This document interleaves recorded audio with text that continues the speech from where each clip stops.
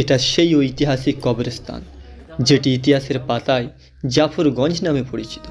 সারা ভারত জুড়ে এমন একটি ইমোশনাল, এত বড় এবং এতজনের একসাথে একই স্থানে কবরস্থান ভারতের ইতিহাসে আর পাওয়া যায় না।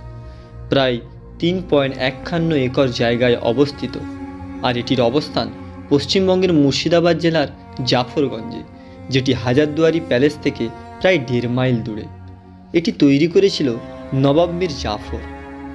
এখানে 1100 কবর, যেটা খুবই মায়াময়, ইমোশনাল জড়িয়ে আছে। কিন্তু যখনই মনে হয় এটি নির্মাণ করেছিলেন মীর জাফর, ঠিক তখনই অনেক ঘৃণা চলে আসে, কারণ মুর্শিদাবাদের ইতিহাসে সবচেয়ে জঘন্যতম ও ঘৃণিত ক্যারেক্টারের নামই ছিল কিন্তু এই মীর জাফর। তবে এই বাম দিকে যে ইমারতটি দেখছেন, এটি একটি ধর্মস্থান। তখন এখানে মহরমের দিনে ইমাম হুসেন পাকের স্মরণে শোক পালন করা হতো। এখানে মীর জাফর থেকে শুরু করে নাজাবি রাজবংশের পরবর্তী নবাব পর্যন্ত সকলেরই কবর রয়েছে এবং প্রত্যেকটি কবরকে সংরক্ষণ করা হয়েছে। অনেক এখানে সমাধি আপনারা দেখবেন যেগুলো খুবই নতুন। আসলে প্রতি বছর শবে বরাতের রাতে নবাবদের বংশধররা এবং মীর জাফরেরও বংশধর সকলেই কিন্তু এখানে শবে বরাতের রাতে উপস্থিত হন। তারা দোয়া করেন, ফাতিহা করেন, তারাই এগুলোকে পুনরুদ্ধার করেছেন। তবে এখানে কবর নেই বাংলার সেই বিখ্যাত নবাব সিরাজউদ্দৌলা, আলিবর্দী খাঁ, নবাব সরফরাজ খাঁ, এবং যার কথা বললেই নয়, যিনি মুর্শিদাবাদের নামকরণ করেছেন, যার নামের সঙ্গেই মুর্শিদাবাদের ইতিহাসের রূপ মিলেছে, তিনি হলেন নবাব মুর্শিদ কুলি খাঁ।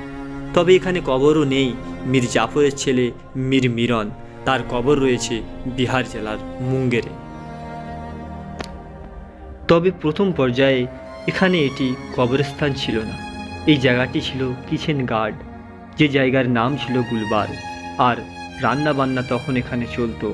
নবাবরা অবসর সময় কিন্তু কাটাতেন এইখানে। এই জায়গাটাই ছিল শাহজাদি শাহ খানাম, যিনি ছিলেন আলিবর্দী খানের বোন এবং তিনি ছিলেন মীর জাফরের প্রথম স্ত্রী। মীর জাফরের ছেলে মীর মিরন, তিনি পাখিদের খুব ভালোবাসতেন এবং তিনি দুটো পাখি পুষেছিলেন। একটি ছিল বাজ পাখি, অপরটি ছিল পায়রা, এবং তাদের নাম ছিল হীরালাল ও পান্নালাল।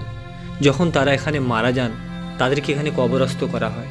তখনই কিন্তু শাহজাদি শাহ খানাম অর্থাৎ মীর জাফরের স্ত্রী, তিনি বলেছিলেন যে আমার যত খানদান এবং নাসাল মারা যাবে তাদের সকলের কবরস্থ এখানে হবে, অর্থাৎ এটা একটা পার্সোনাল কবরস্থান। কবরস্থানটা এখন খুবই যেন একা অবস্থায় পড়ে রয়েছে। চারিদিকে খুবই শুনশান এবং মায়া, ইমোশনাল ভরা। কতই না নবাব এখানে সমাহিত রয়েছে। তবে এখানে লেখা রয়েছে 1100। আসলেই কিন্তু যখন পরিদর্শন করলাম, অসংখ্য এখানে কিন্তু কবরস্থদের কবর রয়েছে এবং চারিদিকটা খুবই নিরিবিলি। এখানে খুবই কম মানুষ আসেন যারা ইতিহাসকে খুবই ভালোবাসেন, তারা কিন্তু সকলেই এই জাফরগঞ্জের কবরস্থানটিতে আসেন। তবে এখনও কিন্তু শবে বরাতের রাতে এখানে প্রচুর লোক জিয়ারতের জন্য আসে। আর চারিদিকে বেশ কিছু ঘেরা বাড়ি রয়েছে। বাড়ি তো নয়, এগুলো এক একটা কবরস্থান। তবে এদেরকে ঢাকা কেন? আসল এগুলো সকলেরই কিন্তু মহিলা ছিল, অর্থাৎ এখানে যত মহিলারা ছিলেন নবাব বংশের, তাদের সকলের কবরস্থগুলোকে এভাবে ঘিরে দেওয়া হয়েছিল। কারণ ইতিহাসে পাওয়া যায় প্রত্যেক নবাবের স্ত্রীগণ এবং তাদের রিলেটিভরা তারা কিন্তু পর্দা করতেন, অর্থাৎ বাইরে যখন বার হতেন বোরখা পরতেন। তাই তারা চলে যাওয়ার পর, তাদের কবরস্থ করার পর তাদেরকে পর্দা নসীনের মধ্যে রেখেছিল।